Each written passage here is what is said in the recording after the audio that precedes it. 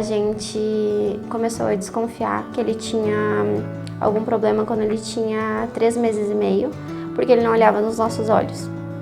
A gente relatou para a pediatra e ela solicitou alguns exames e, na verdade, nem deu tempo da gente fazer os exames, porque no domingo, depois da consulta, a gente viu uma mancha branca dentro do olho dele. A gente correu para o hospital, fizemos tomografia, daí foi descartada a hipótese de tumor e eles já encaminharam nós para um oftalmo, conseguiram uma consulta de urgência. E a gente consultou então com um oftalmo pediatra, que foi ele que diagnosticou. Ele falou que o Lorenzo iria enxergar um pouco menos que as outras crianças, mas não foi bem assim, né? Daí, no decorrer do tempo, a gente chegou em casa, né? Enfim, a gente foi pesquisar na internet, não tem muito conteúdo sobre isso. A gente foi procurar sobre tratamento, sobre cirurgias, né, que ele já tinha falado para nós que não tinha, mas a gente, né, foi pesquisar. E nisso eu descobri no TikTok uma mãe que queria levar o filho dela para Tailândia. E nisso a gente descobriu a clínica. Hipoplasia bilateral do nervo óptico. Parece até palavrão, mas o termo médico indica uma malformação que pode levar bebês e crianças a uma deficiência visual.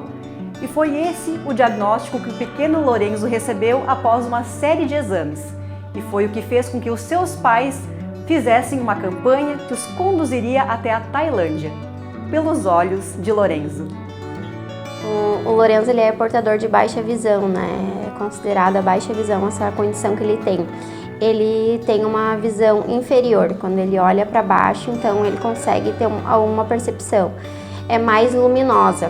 Mas pelo que a reabilitadora falou, assim, ele responde alguns contrastes também, mas tudo com luminosidade, né, não sozinho. Daí no decorrer, né, de 2 meses mais ou menos, daí a gente foi procurar uma segunda opinião, a gente foi no neurooftalmo, né, porque daí a gente já estava mais por dentro do assunto do que era a hipoplasia, né, e da gravidade que era. Nisso também a gente fez uma outra consulta com o mesmo oftalmo daqui, que daí ele já usou palavras diferentes assim com nós, porque antes, na primeira consulta, ele falou que o Lorenzo ia enxergar menos que as outras crianças, mas... Menos que 50%, talvez. Mas daí a gente tinha uma esperança que talvez, vai que é 50%, né? Então a gente, assim, na primeira consulta a gente não sabia muito. Daí na segunda, ele fez teste com luz, fez uns testes lá e ele falou que o Lorenzo não respondia nada, assim. Ele não falou que o Lorenzo era cego, mas ele disse que ele não respondia nada. E daí nisso a minha cunhada falou, ela disse, Mike, tu viu que tem um tratamento na Tailândia? Daí eu falei, sim, a gente viu, mas a gente ficou com medo, porque eu não conheci ninguém que foi. Daí nisso ela me apresentou uma menina que foi, e a gente foi descobrindo, e a gente conversou com várias pessoas, várias mães que foram pra lá e apresentaram, né, o caso dos filhos delas, né, pra mim, e a gente constatou que realmente era verídico, né, esse tratamento. Então a gente fez um cálculo, mais ou menos, do que a gente precisaria para passagem, a hospedagem é no hospital. Então a gente conseguiu ir nós dois, porque como ele é bebê, né, a gente conseguiu ir nós dois pelo mesmo valor, né, e a alimentação nossa. O Lorenzo era incluído também no valor do tratamento, né, então a gente fez um cálculo, mais ou menos, do que a gente precisaria. E quando a gente recebeu a resposta que a gente foi aceito, no outro dia já eu gravei um vídeo. E o vídeo, graças a Deus, assim, bombou e a gente conseguiu 100 mil reais, assim, só com o vídeo que eu fiz. E daí a gente começou a fazer janta, a gente fez pedágio solidário aqui em Santa Cruz, a gente fez torneio de futsal, a gente fez brechós.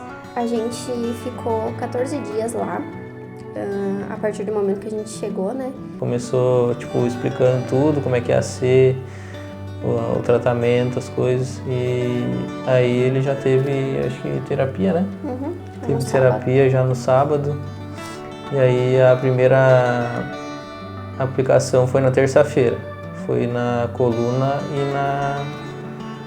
na intravenosa. Eles retiram o líquido da medula e aplicam as células-tronco na medula também. Daí essa parte a gente não vê, a única parte que a gente não vê é essa. Daí dá uns 15, 20 minutos ele já volta. Daí a gente volta pro quarto, ele tá dormindo, eles dão um remédio para ele dormir, para ele não ficar se virando muito porque dói, né? Dói as costas, eles relatam, né? Aí dá uns 40 minutos ele já acorda, mas aí ele às vezes ele briga, às vezes não. Acho que a primeira vez foi bem tranquilo, né? A segunda vez foi mais dolorido para ele, eu acho. Mas a intravenosa era mais tranquilo também, porque daí era no quarto, eles só chegavam, achava a veia dele lá. A enfermeira, por sinal, era bem boa, porque achou, todas as vezes ela achou de primeira a veia dele. Lá a gente fazia bastante terapias, né? Sem ser a aplicação, né? Ele tinha um cronograma bem extenso, principalmente para um bebê, né? Eram de 4 a 5 terapias que ele fazia todos os dias, né? Dentre elas era a estimulação visual, que era justamente para ver qual a visão que ele tinha quando ele chegou e se ele teria alguma melhora, né, na saída. Então, quando a gente teve a nossa última conversa com o médico, ele relatou para nós que a reabilitadora falou que o Lourenço estava acompanhando até o centro, o que ele não fazia, né? Ele acompanhava só embaixo, né, os movimentos. Ele subiu o olhar dele que ele está acompanhando até o centro, mas é uma coisa eventual, não é uma coisa que ele faz com frequência. Como o Lourenço, ele não tem a questão da visão, então afetou vários outros sentidos, né? Tanto a questão motora dele, que a gente faz físio desde quantos meses? 7, eu acho. Desde os 7 meses dele a gente faz físio, porque ele demorou para firmar o tronquinho, levantar a cabeça, né? Para ficar sentadinho, né? Ele ainda não engatinha, ainda não caminha, então a gente faz físio para conseguir tirar um pouco desse atraso, né? Digamos assim. Toda a dedicação dos pais e de incontáveis padrinhos, conhecidos ou anônimos, só quer fazer com que Lourenço tenha a chance de contemplar a beleza das cores, as formas das nuvens, o colorido das flores, da vida, e com seus olhos desvendar o mundo ao seu redor e perceber a grandiosidade da vida e os milagres que ela apresenta diariamente. Então, essa nova fase agora que vem pra gente, né, filho? É um recomeço mesmo, assim.